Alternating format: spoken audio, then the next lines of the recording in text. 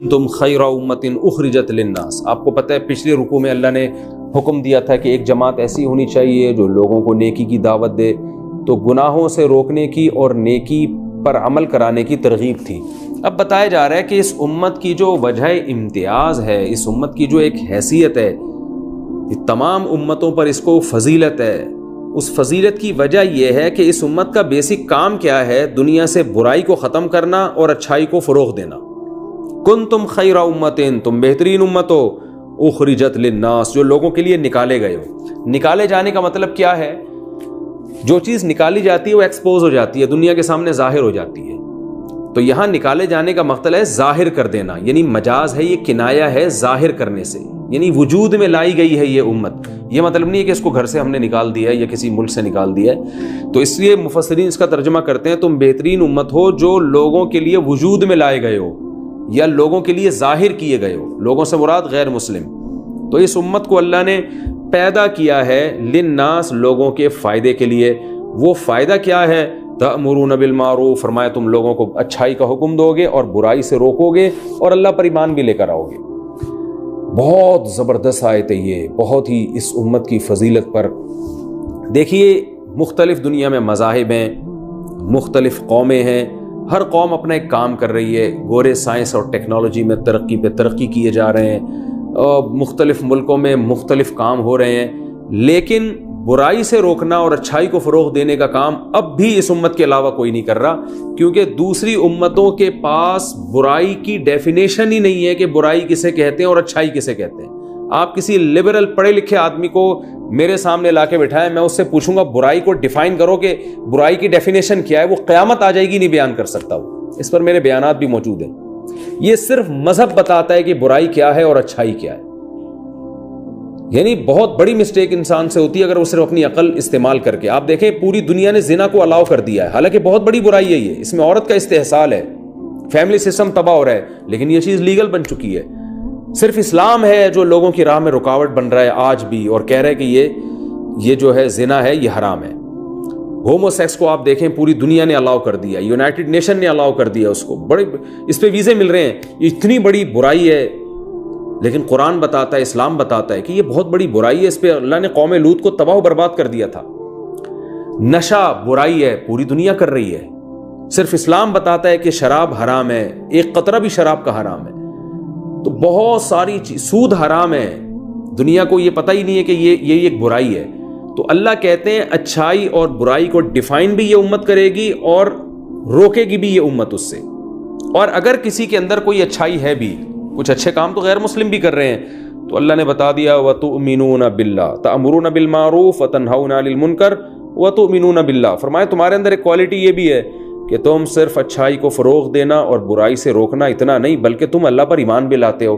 دوسری قومیں اگر کوئی اچھا کام کر بھی رہی ہیں یا اچھائی کو فروغ دے بھی رہی ہیں، جیسے بہت سے غیر مسلم کچھ اچھائیوں کو پروموٹ بھی کر رہے ہوتے ہیں، ٹرسٹ ہیں ان کے، غریبوں کی مدد کرنے کی ترغیبیں دے رہے ہیں اور اچھائی کو فروغ دینے کی کوشش کر رہے ہیں. ساری اچھائیاں نہیں، چند ایک مخصوص قسم کی اچھائی ہیں جن کو وہ اچھائی کہتے ہیں، ورنہ بڑی بڑی برائیاں تو وہ آج بھی کر رہے ہیں. شرک وہ کرتے ہیں، الحاد ان کے ہاں ہے، خدا کے منکرین ان کے ہاں پیدا ہوتے ہیں، اور ماں باپ کو اولڈ ہوم میں پھینکنے والے ان کے ہاں پیدا ہوتے ہیں، رشتہ داری توڑنے والے ان کے ہاں پیدا ہوتے ہیں، نسل روکنے والے ان کے ہاں پیدا ہوتے ہیں. باپ بتاؤ یہ کتنی بڑی ایک برائی ہے کہ آپ دیکھ بھی رہے ہیں کہ بچہ پیدا ہوتا ہے اور ماں کی چھاتیوں میں دودھ پیدا ہو جاتا ہے، اور خدا اس کا رزق کا ذمہ دار ہے، خدا بتا رہا ہے، اس کے باوجود آپ نسل روکیں یہ سوچ کے کہ اس کو ہم کھلائیں گے کہاں سے. یہ بھی بہت بڑی برائی ہے.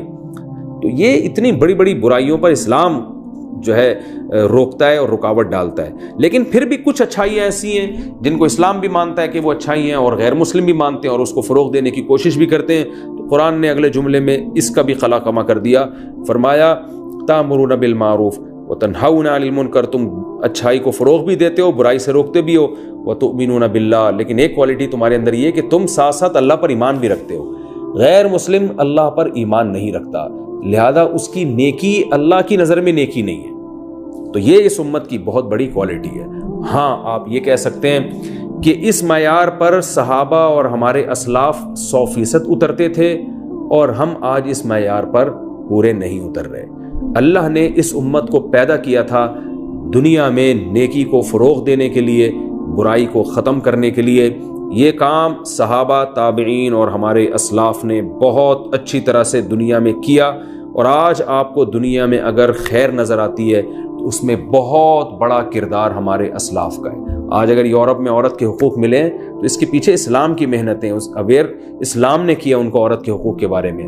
آج اگر دنیا میں آپ کو صفائی نظر آتی ہے تو گورے خود اس کے معترف ہیں کہ ہم نے نہانا اسلام سے سیکھا ہے، مسلمانوں سے سیکھا ہے، صفائی کا سسٹم انہوں نے مسلمانوں سے لیا ہے۔ تو بیس آج اگر سائنس اور ٹیکنالوجی میں آپ کو ترقی نظر آتی ہے، میں نے یہ حوالوں سے یہ بات کسی بیان میں ذکر کی تھی انگریزوں کے حوالوں سے، کہ اگر مسلمان سائنٹسٹ نہ ہوتے، اسلام دنیا میں نہ آتا، تو آج جس ترقی پر ہم ہیں کم سے کم 500 سال کے بعد شاید ہم یہاں پر ہوتے، ورنہ ہوتے ہی نہیں، دنیا اندھیروں میں ڈوبی ہوئی تھی۔ تو اللہ فرماتے ہیں اس امت کا جو ایک امتیازی شان ہے وہ یہ ہے، یہ لوگوں کو نیکی کا حکم دیتی ہے، اور حکم کے لفظ میں اللہ نے بتا دیا کہ صرف زبانی تبلیغ نہیں ہے اس کے ذمے، بلکہ اس کے ذمے جہاد بھی ہے۔ جیسے صحابہ کرام نے جہاد کے ذریعے دنیا میں اسلام کو غالب کیا، اور جہاد کے ذریعے صحابہ کرام نے دنیا میں برائی کو جڑ سے خاتمہ کیا اور اچھائی کو نافذ کیا زبردستی۔ اسلامی حکومت قائم ہونی چاہیے تاکہ برائی آپشنل، یعنی ایک آپشن نہ رہے کہ آپ چاہیں تو شراب پی لیں چاہیں تو نہیں پئیں، نہ، اس کی اجازت نہیں ہے۔ جیسے غیر مسلم ملک میں کسی کو کسی پہ ظلم کرنے کی اجازت نہیں، اگر کوئی ظلم کرے گا تو زبردستی روکا جائے گا، اس کو صرف اخلاقی تربیت نہیں کی جاتی اس کی۔ اسلام میں بھی ایسے ہی کوئی شخص اسلام قبول کر لیتا ہے تو پھر اس کو برائی کرنے کی اجازت نہیں ہے، اس کو زبردستی روکا جائے گا اس جرم سے۔ کھلے عام گناہ کرنے کی اجازت تو غیر مسلم کو بھی نہیں ہے۔ گناہ سے مراد ایسا گناہ جس سے لوگ خراب ہو رہے ہوں، اور لیکن مسلمان کو تو بہرحال کسی صورت میں اجازت نہیں ہے۔ تو اللہ فرماتے ہیں کہ تم لوگوں کو نیکی کا حکم دیتے ہو، جیسے کہ صحابہ کرام نے اس آیت پر عمل کیا اور دنیا میں انہوں نے اسلامی حکومتیں قائم کی اور دنیا میں نیکی کا حکم انہوں نے دیا۔ یہی وجہ ہے کہ جب تک مسلمانوں کی خلافتیں تھیں، شراب پینے والے کو کوڑے لگتے تھے، زنا کرنے والے کو کوڑے لگتے تھے، شادی شدہ مرد یا عورت اگر زنا کرتا اس کو رجم کیا جاتا، پتھروں سے مار کے ہلاک کیا جاتا۔ ہومو سیکس کا تو تصور نہیں تھا، اور ماں باپ کو گھر سے نکال کے اولڈ ہوم میں جمع کرانا یہ تو تصور نہیں تھا، اس پہ یہ ناممکن تھی یہ سوچ۔ تو آج جب اسلام کا دنیا میں غلبہ ختم ہوا تو آپ دیکھیں کیسی برائیاں جنم لے رہی ہیں، دنیا میں خودکشی کا ریشو کتنا بڑھ گیا ہے۔ دنیا میں ہم ایک ترقی تو دیکھ رہے ہیں کہ کافر نے اتنی ترقی کر لی، لیکن اس ترقی کے نتیجے میں انسانیت کا جو خاتمہ، کتوں سے محبت کی جا رہی ہے اور انسانوں سے نفرت کی جا رہی ہے۔ ہمارے ایک دوست نے بتایا کہ ایسے بھی کنٹری ہیں جس میں کتے کے ساتھ جوائنٹ اکاؤنٹ کھل جاتا ہے آپ کا۔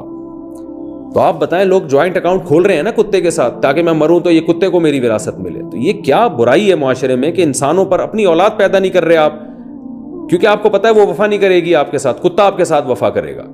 تو اللہ نے اس امت کو یہ فضیلت دی ہے، فرمایا تم بہترین امت ہو، جس کو ہم نے پیدا کیا یہ امت گائیڈ کرے گی۔ وہ الگ بات ہے کہ یہ امت اب اپنی ذمہ داریاں پوری نہیں کر رہی، تو اس آیت میں ہمیں ترغیب ہے کہ امت کو اس طرف آنے کی ضرورت ہے۔ اور پھر بھی میں آپ کو بتا دوں کہ کسی حد تک اب بھی اگر کوئی گائیڈ کر رہا ہے حقیقی معنوں میں تو یہی امت اور اسی امت کے علماء صلحاء ہی ہیں جو گائیڈ کر۔ تبلیغ جماعت کو دیکھیں آپ، پوری دنیا میں جا رہی ہے، بہت سے غیر مسلم بھی آتے ہیں ان کے پاس اور سیدھا راستہ ان کو پتہ چلتا ہے۔ علماء پوری دنیا میں دینی مدارس کا جال بچھایا ہوا ہے، بہت سے غیر مسلم بھی آتے ہیں، ان کو پتہ چلتا ہے کہ صحیح کیا ہے غلط کیا ہے۔ یہاں تک کہ جو لبرل طبقہ ان کنٹریز میں جاتا ہے اور جب وہ اپنی اولاد کو بگڑتے ہوئے دیکھتے ہیں تو ان کی اصلاح کے لیے وہ ان کے سائنسدانوں کے پاس نہیں جاتے، بلکہ اپنے بچوں کو سیدھے راستے پہ چلانے کے لیے آج وہ لبرل لوگ، پڑھے لکھے لوگ بھی علماء ہی کے پاس اپنے بچوں کو لے کر آتے ہیں۔